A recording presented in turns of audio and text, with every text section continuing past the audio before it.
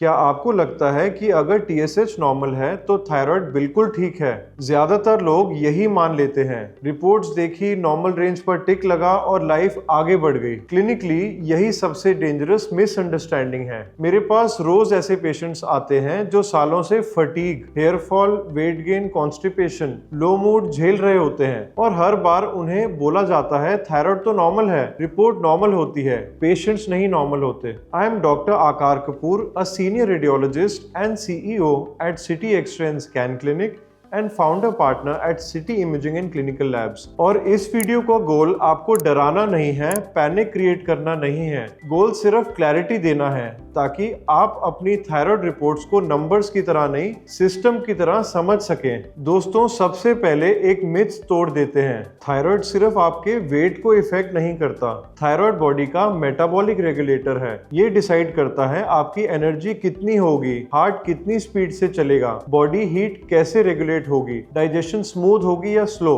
Periods regular रहेंगे या नहीं, मूड स्टेबल रहेगा या लो। सिंपल लैंग्वेज में बोलूं तो थायराइड बॉडी का एक्सेलरेटर पेडल है। अगर ज्यादा दब गया तो बॉडी ओवरड्राइव में और कम दब गया तो बॉडी स्लो मोशन में। थायराइड नेक में बटरफ्लाई शेप ग्लैंड है। ये एक छोटा सा ऑर्गन होता है पर एक्सट्रीमली इंपॉर्टेंट है और इसका इम्पैक्ट पूरी बॉडी पे होता है। थायराइड हार्मोन्स हर सेल को इफेक्ट करते हैं, चाहे वो मेटाबॉलिज्म, प्रोटीन सिंथेसिस हो या ऑक्सीजन कंजम्पशन और हीट जनरेशन क्यों ना हो। इसीलिए जब थायराइड का बैलेंस बिगड़ता है, इफेक्ट सिर्फ नेक तक लिमिटेड नहीं रहता, पूरा सिस्टम इंपैक्ट हो जाता है। एनर्जी क्रैश होती है, हेयर फॉलिकल्स स्लो ग्रो करते हैं, गट मोटिलिटी भी रिड्यूस हो जाती है, पीरियड्स इरेगुलर होते हैं, बॉडी टेम्परेचर डिसरेगुलेटेड रहता है और साथ में मूड न्यूरोट्रांसमीटर्स भी इफेक्ट होते हैं। ये समझना जरूरी है कि थायराइड आइसोलेटेड प्रॉब्लम नहीं है, ये सिस्टमिक मेटाबॉलिक इशू है। सबसे पहले एक बात क्लियर कर लेते हैं,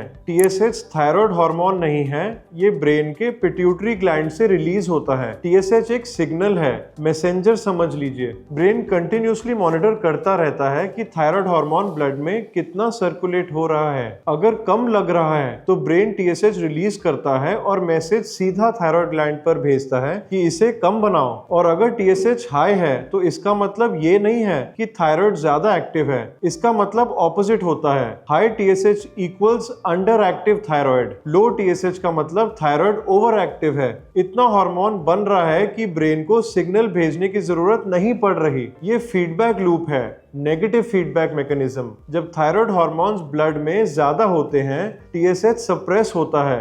जब हार्मोन्स कम होते हैं तब TSH बढ़ता है। अब एक अनकंफर्टेबल ट्रुथ भी सुन लीजिए। लैब का नॉर्मल रेंज पॉपुलेशन एवरेज होता है। स्टैटिस्टिकल रेंज 95% पॉपुलेशन जो वैल्यू में आती है वो नॉर्मल कंसिडर की जाती है, लेकिन ऑप्टिमल रेंज पेशेंट स्पेसिफिक होती है। जो आपके लिए ऑप्टिमल है वही किसी और के लिए सब ऑप्टिमल भी हो सकती है। सपोज एक पेशेंट का TSH 3.5 है एंड लैब का नॉर्मल रेंज 0.5 to 5 है। रिपोर्ट में नॉर्मल लिखा आता है, डॉक्टर बोलता है सब ठीक है, लेकिन पेशेंट को क्रॉनिक फटीग है, हेयर लॉस है, वेट गेन है and despite diet control constipation persist हो रही हो, कोल्ड इंटॉलरेंस भी है, ब्रेन फॉग भी है, बॉडी कुछ और कह रही है। क्लिनिकली ये सब क्लिनिकल हाइपोथायराइडिज्म हो सकता है या कन्वर्जन इशू भी हो सकता है।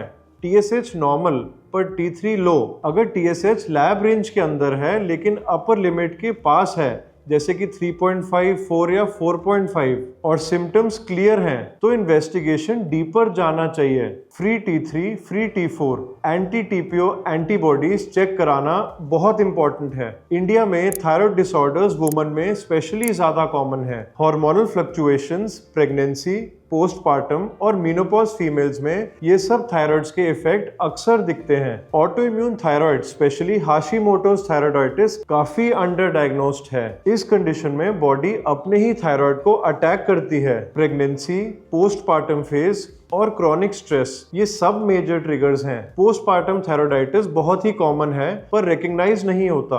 डिलीवरी के 6 से 12 महीने में थायराइड डिसफंक्शन डेवलप हो सकता है। इसीलिए मैं बार बार कहता हूं कि रिपोर्ट नॉर्मल हो सकती है पर पेशेंट नॉर्मल नहीं होता। सिम्टम्स को डिसमिस मत कीजिए। अब बात करते हैं थायराइड के दो ऑपोजिट कंडीशंस की, जिनका नाम है हाइपोथायराइड और हाइपरथायराइड। दोनों बिल्कुल उल्टे होते हैं लेकिन सिम्टम्स को क्लियरली समझना बहुत जरूरी है।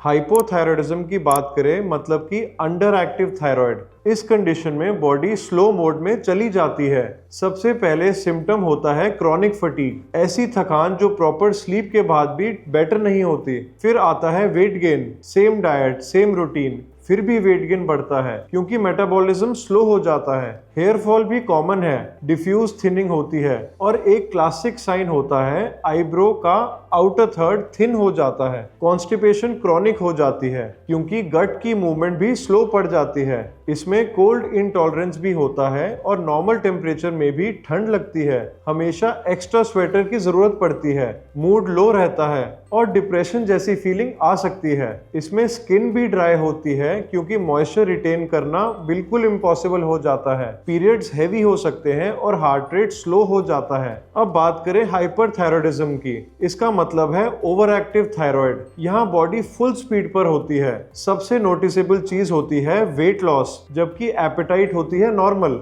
कभी कभी ज्यादा भी हो जाती है।